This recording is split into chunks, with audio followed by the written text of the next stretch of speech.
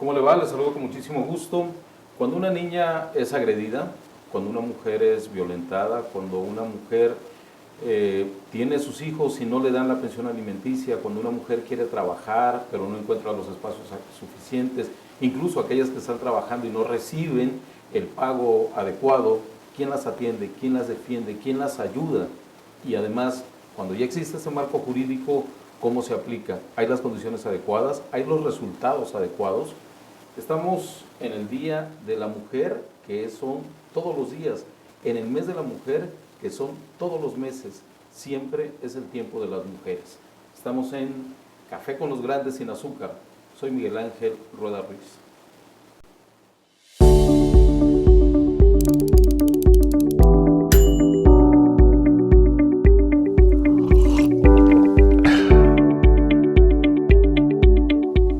Una maestra en Derecho Procesal y Juicios Orales. Hemos invitado y agradezco que se encuentre con nosotros Juliet Salinas García. Gracias. Muchas gracias a usted, licenciado, por la invitación. Miguel Ángel. Muchas gracias, Miguel Ángel. Nosotros. Muchas gracias, Miguel Ángel. Siempre es un gusto poder estar en estos espacios y poder compartir un poquito de la experiencia y sobre todo que sea de utilidad para la sociedad. Hace poco, conmemoramos por lo pasado y celebramos por lo poco que se ha podido lograr a favor de las mujeres, pero sostenemos que siempre es el día de la felicidad, el día del hombre, el día de los niños, pero sobre todo el día de la mujer. En tu caso, en tu experiencia, y vamos en concreto como es el programa Sin Azúcar, hay violencia contra las mujeres, hay feminicidio, las estadísticas indican que es un tema, una realidad que es galopante, que está creciendo. Sí, efectivamente lo hay, ha aminorado con el paso de los años y ahorita que comentas el día conmemorativo a la mujer, pues más que celebrar es un día de concientizar. ¿Por qué? Porque la mujer ha atravesado por varias etapas, por varios roles, sí, de los que ha sido muy difícil sacarla. Vamos a remontarnos a unos 20, 30 años atrás, más o menos. En el caso de México. En el caso de México, sí, hablando de nuestro país, cómo la mujer estaba encasillada exclusivamente a las labores del hogar. Yo conozco dentro de mi círculo cercano personas que no tuvieron la oportunidad ni siquiera de terminar una carrera, ¿no? Estamos hablando de nuestra generación, ¿no? Ni siquiera hablamos de nuestros padres y menos de nuestras abuelas, ¿no? Y que les coartaron ese derecho a la educación porque los papás venían con una educación de que la mujer estaba hecha y criada solamente para tener hijos, para cuidar al esposo, para atender su casa y punto, se acabó. Entonces, con el paso de los años se han venido dando varios movimientos, varias luchas y que afortunadamente han tenido resultados en la proyección y en el desarrollo de la mujer, sí, que hemos ido adquiriendo con el paso de los años, pues esos derechos que se nos habían negado desde terminar los estudios, sí, desde poder votar por ahí de los años 45, 50, 47 tanto, sí, más o menos, que se nos permitió el poder votar en unas elecciones. Y bueno, hemos visto últimamente cómo ya incluso hemos incursionado en la cuestión de la política. La política, el proceso electoral, un dato, por ejemplo, nada más, según las encuestas, una mujer va a ser presidenta de México, ¿no? El hecho de ser candidata, sí, ya vamos de gane, ¿no? Sí. Porque hace unos años pues eso no estaba permitido ni por la vía electoral. Entonces sí, la mujer creo que ha sido violentada, no precisamente físicamente, que sí se da, sí, pero sí hemos sido violentadas en muchos ámbitos o en muchas de nuestras facetas, que como repito, a lo largo de los años se han ido rescatando esos derechos con ciertas leyes, movimientos, programas que han surgido y que hoy en día protegen en su totalidad a la mujer. Claro. Tomando como esos elementos de nuestra realidad, ok, dos mujeres que están compitiendo el día de hoy y muy probablemente una de ellas, una mujer, sea la próxima presidenta de México. Digamos, se ha roto el techo de cristal, el gran sueño, una mujer va a ser presidenta de México. Ok. Pero abajo, niñas que todos los días en alguna parte de nuestro estado o nuestro municipio, en la zona rural de Minatitlán, están siendo agredidas. Y hay una historia detrás de cada agresión. ¿Hay el marco jurídico adecuado para que una niña agredida pueda ser atendida en tiempo, en las condiciones de dignidad, de rapidez, de eficacia de la denuncia y que el agresor pueda ser sancionado? ¿Sí hay todo el camino adecuado para que esto ocurra? Sí lo hay y legalmente tenemos muchas herramientas, sí, pero en la práctica tenemos muchos obstáculos. Primero, la persona pues debe allegarse a una institución en donde reciba una buena asesoría. Vayamos primero por la parte de la agresión. Por la parte de la... Okay, al momento una niña es agredida, ¿quién lo descubre? ¿El papá, la mamá? ¿Ella se queja con el papá? Ese es el primer momento, ¿no? Normalmente siempre lo descubren los papás o los hermanos o el círculo más cercano, ¿no? Aquí lo importante desde el punto de vista jurídico es orientar a las personas ante qué delito se están enfrentando, porque pareciera lo mismo, pero no lo es. Y vamos a, sin tocar toda la gama de delitos que hay, vamos a tratar de poner un ejemplo. Una niña en una familia, la familia no sabe dónde ir, ¿no? Bueno, ahí se pueden dar dos cuestiones, el abuso sexual y la violación, que pareciera lo mismo, pero no lo es. Cuando nosotros hablamos de un abuso sexual, es porque el menor o la menor está siendo afectado en una cuestión de su intimidad, sin llegar como tal a la violación. ¿Aplica igual para niñas? Para niñas y para niños. Vamos a poner un ejemplo un poquito más explícito. Una niña que es tocada, no es violación. Si hay alguna penetración con con algún objeto o con la parte íntima ya de un varón, bueno, ya estamos hablando de una violación. Pero el hecho simplemente de tocarla, de quitarle la ropa, de decirle desabrotónate la blusa, o tócame aquí, o tócale a fulano de tal, porque no tiene que ser precisamente hacia la persona, puede ser hacia un tercero, o nada más el simple hecho de verla o verlo desnudo, desnuda, eso es abuso sexual. Ya se tipifica, está tipificado, es sancionado. ¿Se castiga con cárcel? Se castiga con cárcel, Cuando ya estamos hablando de una violación, pues es porque ya se llega como tal a la cópula. También en ese aspecto hubieron algunas reformas, porque anteriormente pues era solamente con el miembro del varón, ¿no? Agresor, del agresor. Hoy en día ya no, hoy en día puede ser con cualquier objeto. Entonces, eso es lo primero que tiene que identificar el familiar, ante qué delito me estoy enfrentando. Y eso ya es complejo, porque hay que investigar, saber qué le pasó a la niña, a la víctima, el ambiente, el ánimo, el estado de ánimo. Tú como experta, ¿te has dado cuenta de casos? ¿Nos puedes describir cómo...? Sí, pues lamentablemente en el despacho en el que formo parte, en el bufete jurídico, tenemos una gama muy amplia de cuestiones delictivas, y hablando en este caso de los menores, tuvimos un asunto donde una menor era violentada aproximadamente era abusada sexualmente más o menos como a partir de los 8 años, pero lo más triste es que era por parte de su papá, ¿no? Que es constante también. Que es tema, constante. ¿No? Ahorita, bueno, eso le hablo de hace 2, 3 años, pero ahorita no vamos lejos, 2 semanas, una semana, llegó una persona al bufete, una mamá, que es lo que comentábamos fuera de cámaras, y me dice o nos comenta dentro de su asesoría que qué podía hacer. Ella iba con la intención nada más de separarse de su pareja, que como tal no es su cónyuge, sino nada más su concubino. Pero qué triste o qué decepción ver que dentro de la narración de los hechos, pues hay muchos delitos. Y a mí el que me brincó, me sorprendió, es que comentó de una manera muy natural que los hijos mayores de su pareja tocaba las partes íntimas del hijo que tienen en común. Okay. Pero lo comentó de una manera tan natural que creo que fue a lo que menos le dio importancia. Y le estoy hablando de hace una semana. Sí. Ella llegó porque dice, ¿cómo le hago para que esta persona se vaya de mi casa? Yo ya no quiero una relación con él. Pero su prioridad no fue su hijo, ¿no? Su prioridad fue su cuestión como mujer.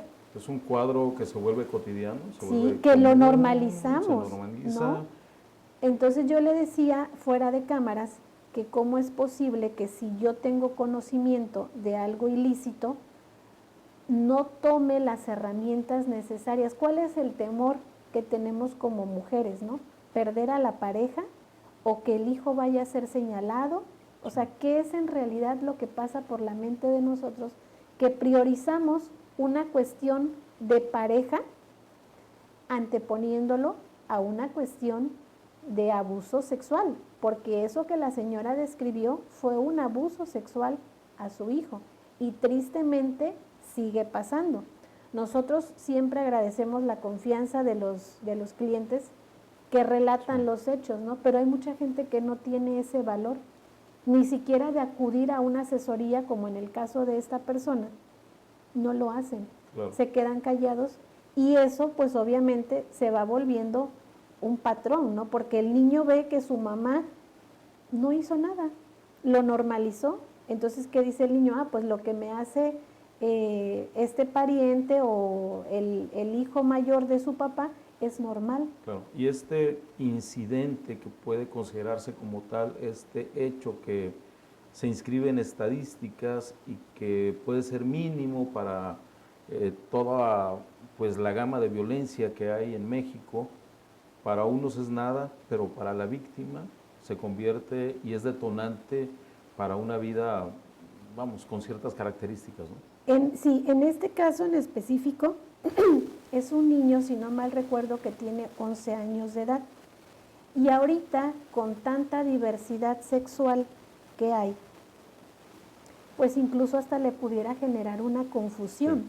Porque está en la etapa de la adolescencia en la que está despertando su sexualidad, pero está despertando de una manera distinta, ¿no? Porque el hecho de que un adolescente de esa edad sea tocado, no es que sea malo, pero el niño o el adolescente ya siente, su cuerpo reacciona, y no quiere decir que el niño esté haciendo algo indebido, pero le empiezan a despertar la sexualidad de una manera muy distinta, que incluso, repito, puede confundirlo psicológicamente, porque entonces va a decir, bueno, esta es la sexualidad, esta es la normalidad, no con una niña. Así es. Y ahí abre entonces, abre un abanico en el otro eslabón de esta complicada cadena que tenemos en el tema de la mujer y la seguridad o la inseguridad de la mujer y la violencia. El hecho ocurre en casa, le creen o no le creen, cómo se queda psicológicamente, anímicamente la víctima. Y luego vas a denunciar, el ambiente de la denuncia, cómo se da. ¿Se sabe a dónde denunciar? ¿En qué condiciones están desde el edificio donde vas a denunciar, la silla donde te vas a sentar, el ánimo, el ambiente que hay ahí? ¿Son los adecuados? No, lamentablemente no son los adecuados. Aquí, de primera instancia, la víctima, la persona que está sufriendo, no precisamente en el ámbito de violencia, en todos los ámbitos jurídicos, siempre tenemos varias opciones. La primera, en el caso de abuso sexual o de violencia, pues aquí en Minatitlán contamos con el Instituto Municipal de la Mujer, ¿no? Que es una primera instancia donde tengo entendido cuentan con varias áreas, psicológico, médico, jurídico, y que no tiene un costo, es gratuito. La otra instancia, pues, es acudir directamente a la Fiscalía y levantar una denuncia, en donde a veces el cliente o la persona no tiene los recursos para contratar un defensor particular, pero también pueden solicitar uno de oficio. O la otra, que es donde entramos nosotros, acudir a un bufete jurídico, pagar una consulta, asesórate con expertos que te digan cuáles son las opciones que tú tienes y exactamente a qué delito te estás enfrentando. Y nosotros ahí es donde les explicamos lo que me preguntaba hace un momento. Desafortunadamente las instituciones, y no criticamos a la autoridad, porque ahí el apoyo pues es más que nada del Estado, ¿no? Las instituciones están carentes de muchas cosas, empezando por las instalaciones. Sí están capacitados, pero no tienen el espacio adecuado como para entrevistar a un niño que fue violentado, o a veces no tienen el tacto las personas por la misma carga de trabajo, porque están en un ambiente de calor, porque también vienen arrastrando las cuestiones personales de sus hogares. Entonces, es una línea muy fina. Y ahí se empieza a engrosar y a complicar un caso que surgió en la casa y que va... Y lo llevamos al trabajo, ¿no? Sí. Lo llevamos al trabajo y nos desquitamos o se desquitan con las personas menos indicadas. ¿Por qué? Porque todavía que vienen violentados, llegan y reciben un trato y ¿qué quieres? ¿No? ¿Y cómo te llamas? O sea, hay sus excepciones, y sí, sus honrosas excepciones. Pero como dices, honrosas excepciones, porque la generalidad, por testimonios que acabamos como reporteros, entiendo que ustedes por la experiencia, la constante es un trato con ausencia de dignidad, ¿no? Voy a poner un ejemplo cuando existe la audiencia de los menores en el ámbito familiar. No contamos con las instalaciones. Llegan niños desde 3, 4, 5, 10 años a las audiencias porque van a ser entrevistados ya sea por la juez, ya sea por el psicólogo, ya sea por la procuraduría, pero es una mesita de esas de plástico donde tienen colores y unos libros, pero es una pasadera de gente. O sea, no contamos con las instalaciones adecuadas. Obviamente eso obstaculiza también al funcionario tal vez desempeñar su trabajo de una mejor manera, ¿no? Pero el afectado finalmente es la víctima, ¿no? Sigue siendo el menor en este caso. Y se vuelve otra vez un agravio para el primer agravio, el físico, el que sufrió en casa, luego es otro agravio al presentar la denuncia y luego entiendo dentro de este eslabón qué es lo que sigue. Ya presentó la denuncia, hay que comprobar. Ahí vamos, ok. Ya vimos las opciones que tenemos en cuanto al ámbito legal. Acciono. Entramos al proceso. Sí. Ahí viene otra parte pues bastante desgastada, porque los términos sí los marca la ley, ¿no? Las pruebas sí las marca la ley, pero desafortunadamente en la práctica no se respeta. Insisto, no todo es culpa de las autoridades, a veces es por la carga de trabajo, pero es la realidad. Entonces, a veces el cliente piensa que nosotros no estamos haciendo el trabajo correspondiente. Nosotros vamos diario a los juzgados y presionamos, y véngase mañana, y véngase pasado, y faltó esto, y faltó el otro. A veces, como que ellos buscan la manera de obstaculizar la impartición de la justicia. Y tenemos un sistema en el que también está bastante contaminado por la corrupción. En mucho hemos contribuido, no todos los abogados, porque malacostumbramos al funcionario que para que se agilicen los trámites, pues hay que apoyar, ¿no? De alguna manera. Muchos abogados de muchas maneras, gasolinas, desayunos, apoyos económicos, cuando que en realidad es trabajo del funcionario. Y a veces es donde yo me cuestiono y tratamos con las generaciones que apenas se van incorporando al ámbito jurídico, pues formar a los muchachos de diferente manera y decirles, bueno, así como tú le pides un respeto a la autoridad, tú también le tienes que ofrecer. O sea, no vas a llegar con esa prepotencia y yo soy fulano de tal. No. Todo con educación, apegado a lo que marca la ley, pero es muy, muy difícil. ¿El proceso cuánto tiempo tarda más o menos para que llegue el caso a un juez y luego se dé una sentencia? Mire, ahí en cuanto a los tiempos es muy complicado. A veces vamos, no sé, de unos 6 a 1 año. ¿Por qué? Porque también depende mucho de cómo va a reaccionar la contraparte.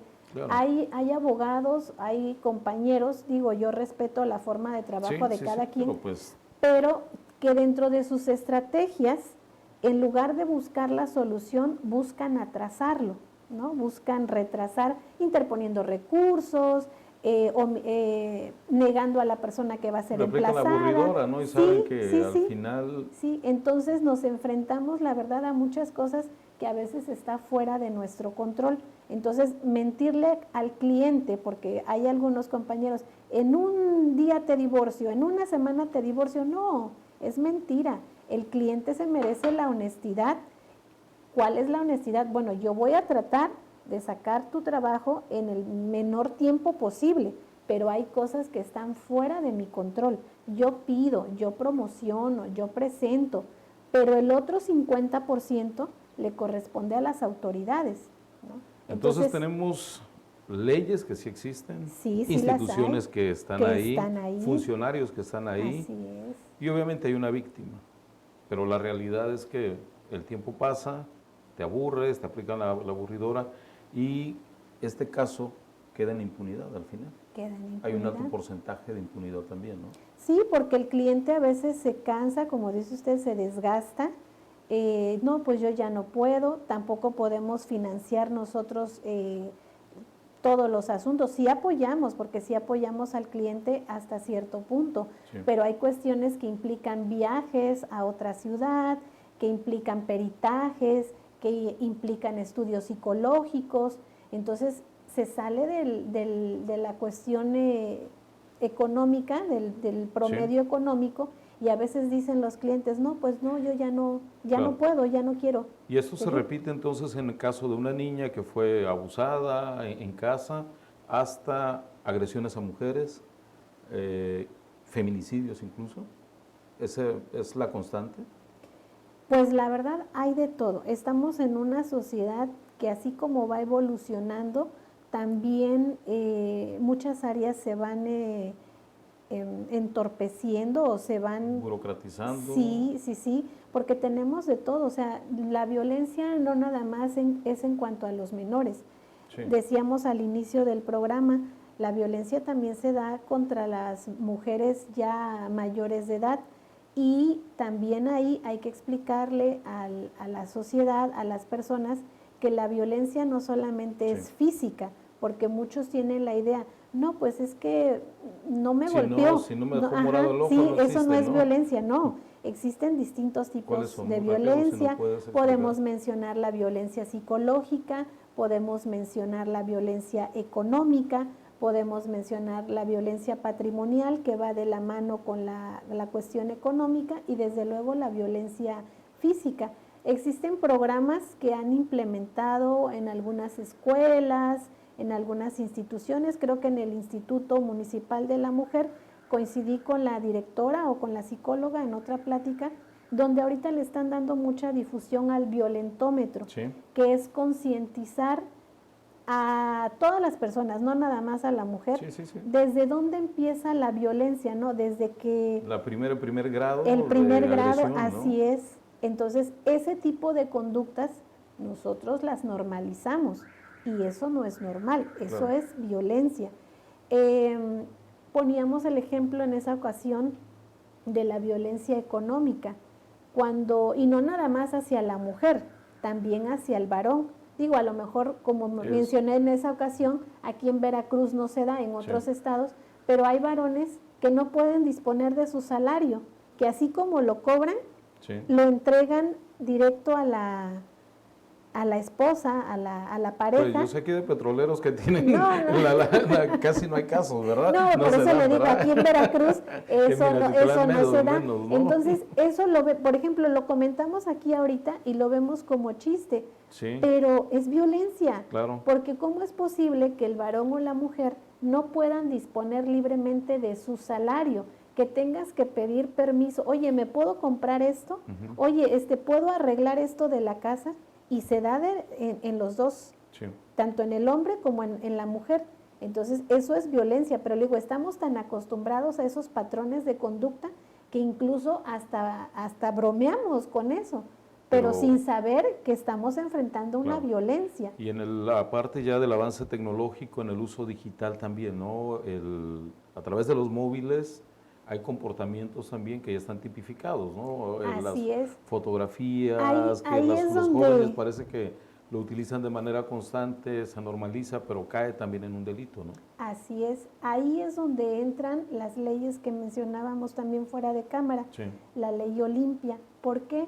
Porque el que tu intimidad sea ventilada a través de las redes sociales, también te están violentando, Sí. y eso es algo Y que está tipificado ya ya. está tipificado. Entonces, esas leyes lo que vinieron a hacer es a crear reformas a los distintos, a los distintos códigos penales de cada estado, que ahorita, bueno, ya se está tratando Sí. de unificar, pero eso es lo que lograron esas leyes, específicamente en el caso de la ley Olimpia, donde a través de casos prácticos reales levantan la voz, y esas injusticias o esas irregularidades pues se volvieron leyes, y leyes que traen como consecuencia reformas a los códigos penales de las distintas entidades federativas. Y es tan constante los deudores alimenticios, y es tan constante los abusadores y los violadores, que se tuvo que también legalizar un poco el tema, y en el caso de quienes ocupan o aspiran a cargos de elección popular, se integró también un catálogo del mismo, ¿no? Así es. Esa fue una de las reformas más recientes en las que como proyecto en su momento se presentó, Sí. que todos los que estuvieran como deudores alimentarios se les negaran cierto acceso, por ejemplo, a cargos políticos, Sí. o se les negaran, Como servidores públicos como también, servidores no pueden públicos. ocupar un puesto público tampoco, Así ¿no? es, entonces se les iban a negar, creo que también cuestiones como pasaporte, Sí. o algunos documentos de Son esa. algunos de los temas, ¿no?, que la ley ya Así permite es, y todo. que la ley y va, son herramientas, ¿no? que la ley va previendo. ¿Por Sí. qué? Porque anteriormente, ¿qué pasaba con un deudor alimentario? Si se atrasaba, si no, nada, no pasaba nada, ¿no? Sí. Entonces, Y podía ser diputado o alcalde, sí, o, así es. y hasta así que es. lo exhibían ya era más o menos cuando pues ya regresaba a pagar algo, ¿no? Así es. Entonces, esas mismas necesidades o esa misma problemática que nos ahoga, que nos asfixia, pues son las mismas ideas que nos permiten que en el ámbito jurídico vayamos creando mayor protección a nuestros derechos en todas las áreas, ¿no?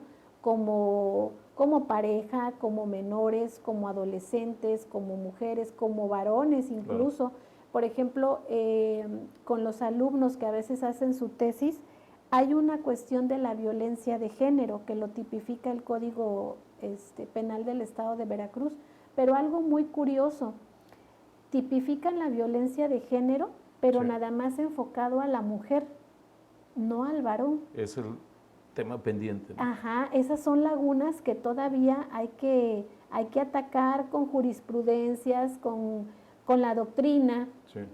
porque no está tipificado. Entonces, ahorita que estamos impartiendo clases en una institución, llega una abogada de Nanchital y estaba en una fiscalía, y son hechos verídicos, sí, reales.